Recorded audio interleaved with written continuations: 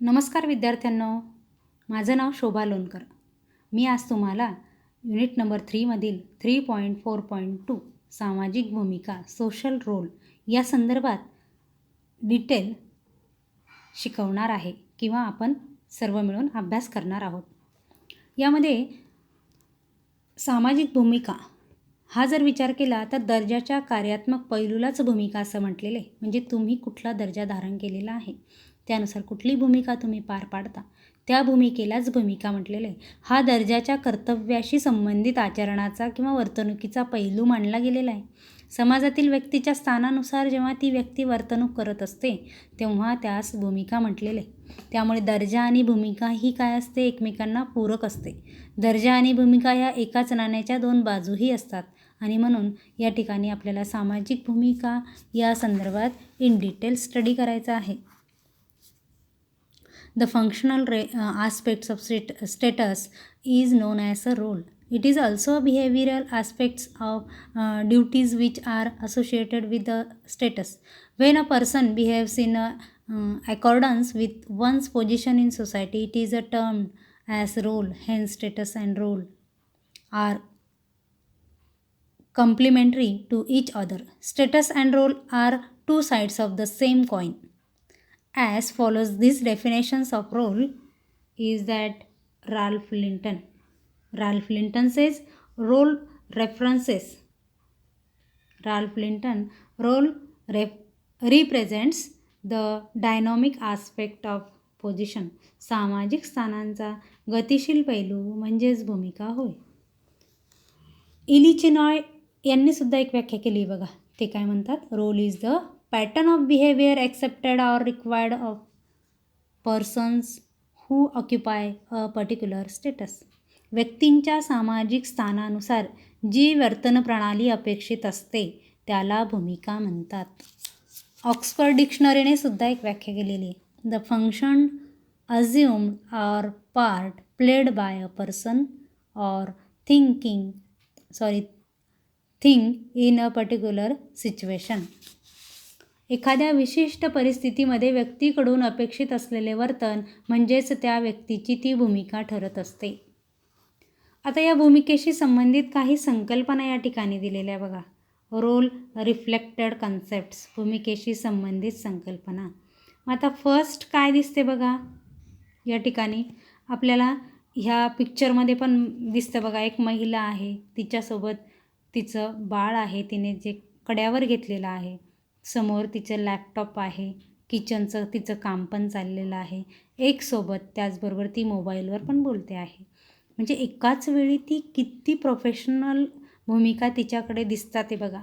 एकाकडे ती कुटुंबही सांभाळते, एकीकडे तिचं ऑफिसचं काहीतरी काम चाललेलं आहे, एकीकडे ती आईची भूमिकाही करते, एकीकडे ती कम्युनिकेशनही चाललेलं आहे आणि त्याचबरोबर स्वयंपाकाचंही काम चाललेलं आहे. तर यामध्ये आपल्याला वेगवेगळ्या प्रकारे वेगळी कन्सेप्ट दिलेली आहे. पण आपल्याला तत्पूर्वी या ठिकाणी फर्स्ट जो पॉईंट आहे रोल रेफरन्स, भूमिका वठविणे, त्या संदर्भात बघूया. The way a person actually plays one's role in a situation. म्हणजे एखाद्या ठराविक परिस्थितीमध्ये व्यक्ती जी काही भूमिका बजावत असते तिला भूमिका वठवणं म्हटलेलं आहे, जी की ही महिला आपल्याला करताना दिसते. त्यानंतर रोल सेट, भूमिका संच.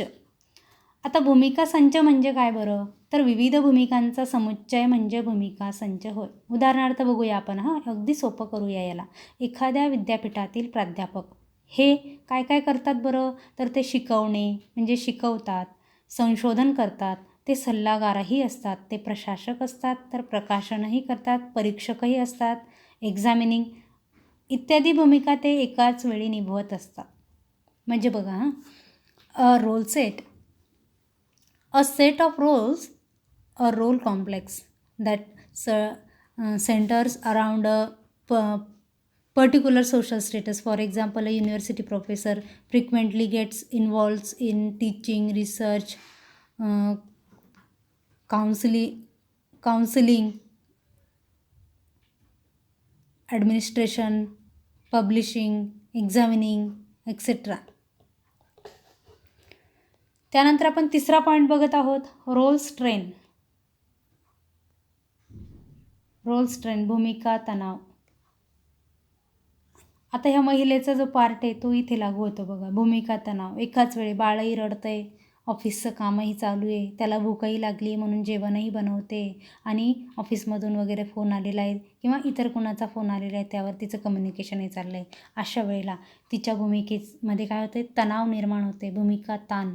A feeling a difficulty or stress in fulfilling the demands of one's role obligations. म्हणजे एखादी भूमिका निभवताना अपेक्षित वर्तनाची पूर्तता करताना येणाऱ्या अडचणींमुळे निर्माण होणारा ताण म्हणजेच भूमिका तणाव होय. म्हणजे कुठल्याही एका भूमिकेला ते न्याय देऊ शकत नाही अशी ही जी परिस्थिती निर्माण होते त्याला भूमिका तणाव म्हणतात. त्यानंतर आपण भूमिका संघर्ष बघूया. Role conflict. भूमिका संघर्ष. विशिष्ट परिस्थितीमध्ये व्यक्तीकडून अपेक्षित 2 किंवा अधिक भूमिकांच्या विसंगततेमुळे भूमिका संघर्ष निर्माण होत असतो. उदाहरणार्थ एखादी नोकरी करणाऱ्या स्त्रीला घरातील तिची भूमिकाही सांभाळावी लागतच असते, हो की नाही. आणि बघितलं तर आपल्याला आत्ताच्या परिस्थितीमध्ये, आधुनिक परिस्थितीमध्ये महिला हा संघर्ष करतच असतात. नोकरी करतात, घरही सांभाळतात, आजूबाजूची त्यांच्या काही व्यावहारिक परिस्थिती असेल तेही सांभाळतात आणि ह्या भूमिका संघर्षामध्ये ती कायमच एंगेज झालेली आपल्याला दिसते. For example, the role of a working woman who also manage at the home. Role exit. According to Helen Rose, role exit is a process of disengagement for a role that is central to one's self-identity in order to establish a new role and identity. म्हणजेच Helen रोज यांच्या मते व्यक्तींच्या अस्मितेसाठी महत्त्वाची असणारी भूमिका जेव्हा व्यक्तीला सोडावी लागते किंवा त्या भूमिकेतून बाहेर पडून एक नवीन भूमिका किंवा ओळख आत्मसात करावी लागते, तेव्हा या प्रक्रियेला त्यांनी काय म्हटलेलं आहे, भूमिका निर्गमन असं म्हटलेलं आहे. भूमिका संघर्षसुद्धा आपण बघितला. भूमिका रोल एक्झिट, भूमिका निर्गमन हा सुद्धा पार्ट आपण या ठिकाणी बघितलेला आहे. त्यानंतर आपण पुढील भाग बघणार आहोत, सामाजिक नियमने. 3.4.3 सोशल नॉर्म्स. आता ही सामाजिक नियमने म्हणजे काय बरं, त्या संदर्भात थोडक्यात आपण बघूया. Everywhere norms survey the individuals as a guide for conduct. They are generally known as standards of group behavior. The word norms is used to represent folkways, mores, laws, customs, etc. It is related to conformity in society. Conformity gives stability to society and creates pieces and order in society. Basically society itself is a normative system. म्हणजे ज्यावेळेला नियमने ही मुख्यतः समाजातील लोकांच्या सामाजिक आंतरक्रिया सहज सोप्या व्हाव्या यासाठी खऱ्या अर्थाने त्या बनवलेल्या असतात.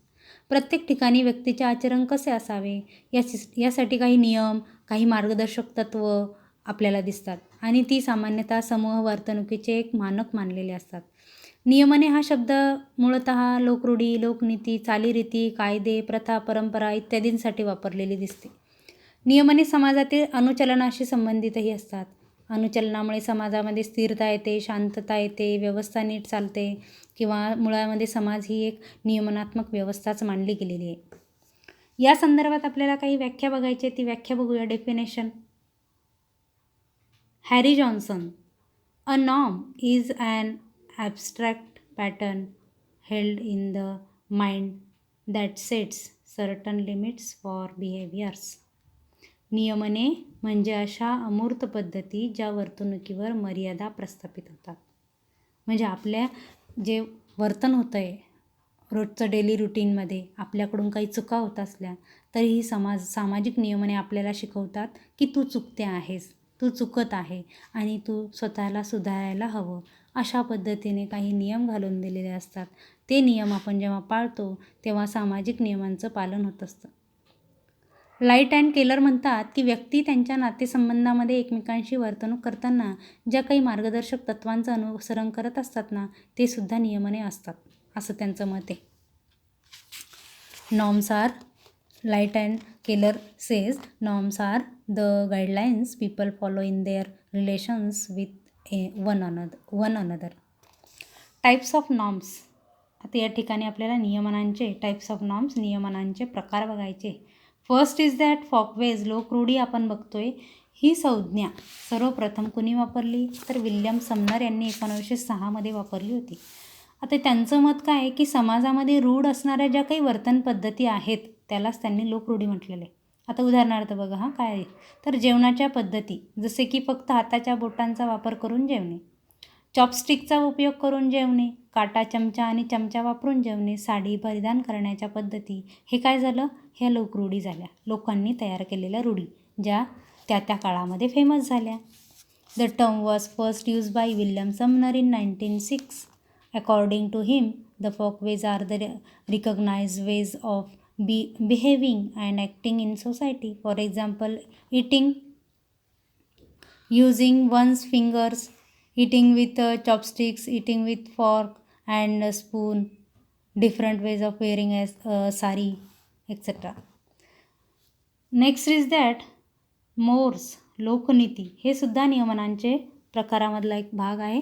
विल्यम समनर यांनी या संदर्भात समाजहिताच्या दृष्टीने समाजामध्ये जे काही दृढ झालेले पूर्वपार चालत आलेले जे काही रीतिरिवाज आहे त्यालाच त्यांनी लोकनीती म्हटलेले. म्हणजे पूर्वी चालत आलेल्या ज्या काही रीतिरिवाज जे आहेत त्याला.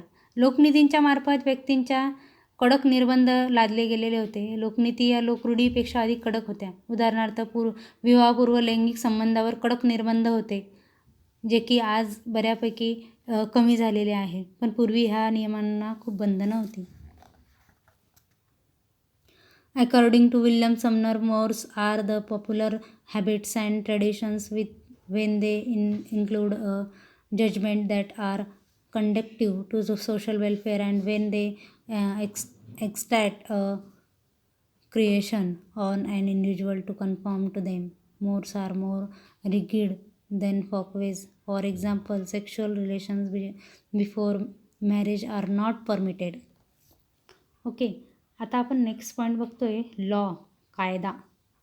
ही सुद्धा नियमनांचा प्रकार आहे. कायदा हा समाजाचा महत्त्वाचा आणि आवश्यक घटक मानलेला आहे. बघा, हा एक वैश्विक घटक आहे की जो पूर्ण विश्वभर काम करत असतो, पूर्ण जगात काम करतो आणि सर्वांनी त्याचा स्वीकार करणे अनिवार्य मानलेले. Law is a important and essential elements of society. It is universal in nature and compulsory as well as common for all to follow. Karl Mannheim यांनी सुद्धा या संदर्भात काही व्याख्या देताना म्हटलेले. आतापर्यंत आपण विल्यम समनर यांच्या विचारांचा या ठिकाणी विचार केलेला आहे, लोकरूढी, लोकनीती, कायदा या संदर्भामध्ये.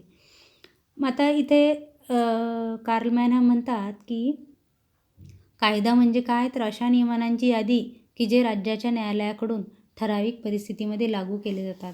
गुंतागुंतीच्या समाजामध्ये कायदे हे अनिवार्यच असतात असं त्यांचं मत आहे. Means interpreted and applied to particular situation by the court of the state. Law is a obligationary in a complex society. There are two types of laws. आता इथे त्यांनी बघा कायद्याचे दोन प्रकार सांगितलेले. कायद्याचे दोन प्रकार. There are two types of laws. First is that customary law, पारंपरिक कायदा.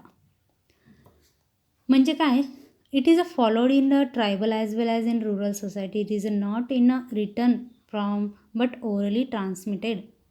पारंपरिक कायदे कसे होते बरं, तर हे कायदे आदिवासी त्याचप्रमाणे ग्रामीण समूहामध्ये सुद्धा वापरले जायचे. ते की लिखित स्वरूपाचे तर नव्हते, पण ते कसे होते, मौखिक स्वरूपाचे, म्हणजे तोंडी. त्याचा प्रसार व्हायचा आणि प्रसारातून आपोआपच लोकांच्या मनाला धाक बसायचा.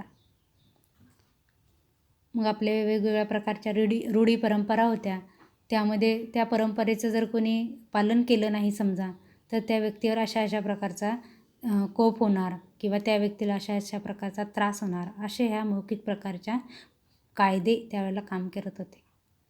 त्यानंतर दुसरा पॉईंट जो आहे